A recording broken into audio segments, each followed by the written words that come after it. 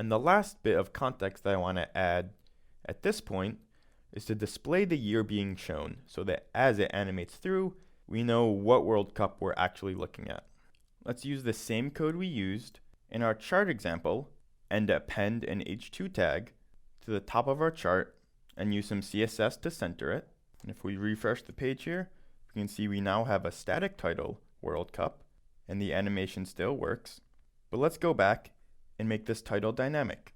And now in our update function that's going to get run for every year, we can select our h2 tag and change its text to represent the World Cup and the year variable that we're updating.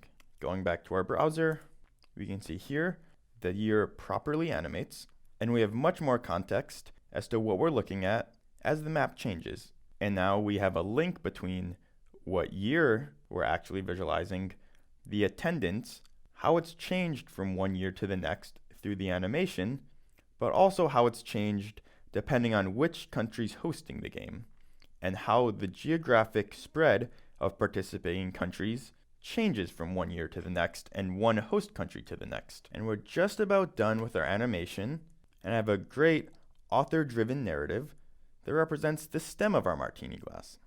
Before we leave this animation, I just want to touch on D3 transitions, which can make any changes to our graphic much smoother and aesthetically pleasing.